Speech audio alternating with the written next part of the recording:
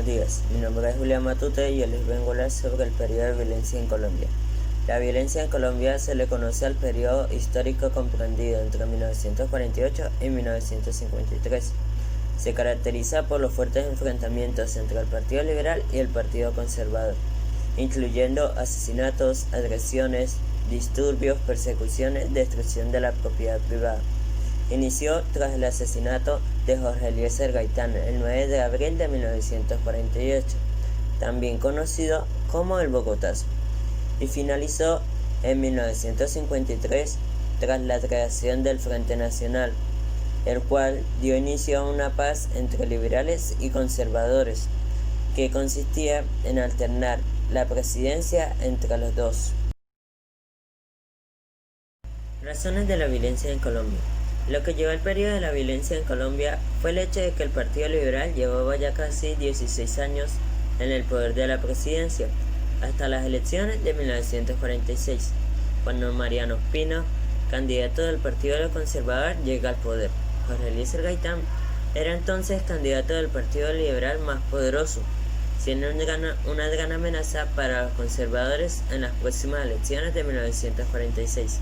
Se empieza una leve rivalidad entre los conservadores y liberales, a la cual no se le da mucha importancia, pero es en 1948, tras el asesinato de Jorge Eliezer Gaitán el 9 de abril, que se da un verdadero inicio a este periodo de violencia.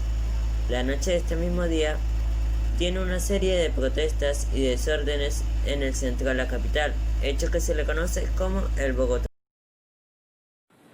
Mariano Ospina gobernaba en el periodo de 1946 a 1950, siendo un líder del Partido Conservador. Fue durante su gobierno de 1948 que se dio a inicio al periodo de la violencia. En su gobierno pidió a la extrema derecha conservadora y a los sectores representantes de la tendencia gaitanista que se hacían en diferencias y que su voluntad formaría el gobierno línea nacional, pero esta idea quedó en el aire. Nunca fue ejecutada. Por otra parte, su gobierno fue víctima de diversas críticas por parte del liberalismo, cuya representación parlamentaria intentó darle a un juicio político en el Congreso, pero al enterarse, Ospina decidió cerrar el Congreso y tomó medidas autoritarias que inauguraron una década civil militar. A pesar de todas las diferencias, y el gobierno de Mariano Ospina dejó cosas buenas, como la ley de hidrocarburos, la creación de la Telecom, la organización de Ecopetrol, las leyes del trabajo y el Instituto Seguro Social. Gracias.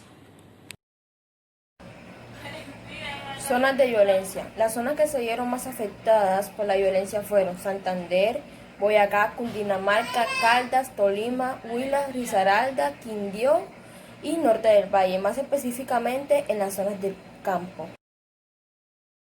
Policía chulavita. Se denominan chulavicos o policía chulavita a un grupo armado en Colombia. Existió durante los primeros años de la violencia, conformado por campesinos conservadores procedentes de la vereda Chulavita del departamento de Boyacá, reclutados por los boyacenses con el objetivo de restablecer el orden en Bogotá.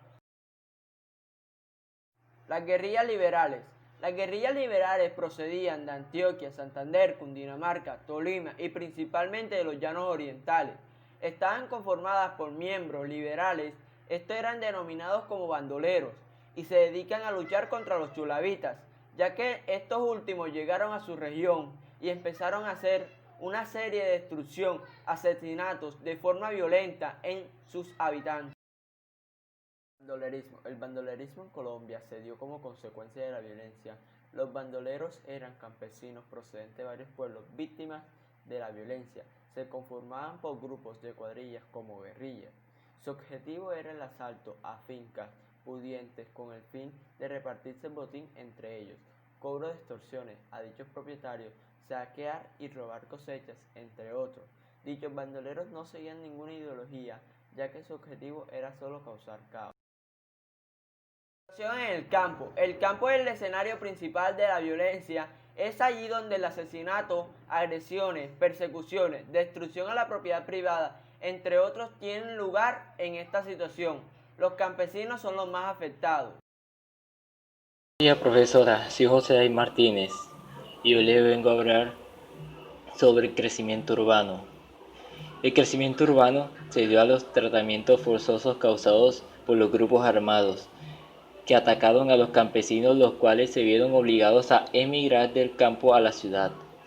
Una consecuencia positiva de estos desplazamientos en masa es el hecho de que brindaron a la industria una gran mano de obra.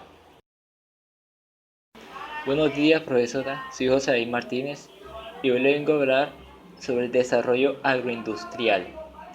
A mitad del siglo XX, la agricultura colombiana conoce grandes avances tecnológicos a raíz de la Segunda Guerra Mundial. Las potencias, como lo son Estados Unidos, Alemania e Inglaterra, tenían una gran demanda de materia prima.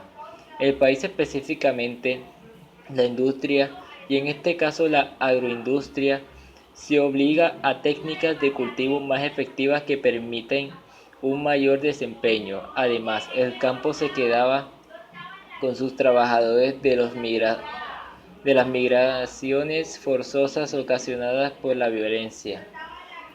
Esto hace que se mejoran los sistemas de riego, se empiece a usar maquinarias de insumos químicos y semillas mejoradas que también se adecúan a las tierras para facilitar el riego, el drenaje, el arado y el cultivo. De industrialización e inversión extranjera. El hecho de que las potencias están dispuestas a comprar en gran cantidad de todo tipo de materia prima hace que el país se vea obligado a acelerar su producción para cumplir con la demanda de dichos países. Para esto se empieza un proceso de industrialización y modernización de la industria. Aunque algunos sectores conocieron un mayor desarrollo, además de la organización de Ecopetrol en 1951, que permitió al país entrar en la producción de petróleo, gas y sus derivados. Todo este proceso de industrialización y el alza de la demanda extranjera permitió al país aumentar rápidamente sus exportaciones.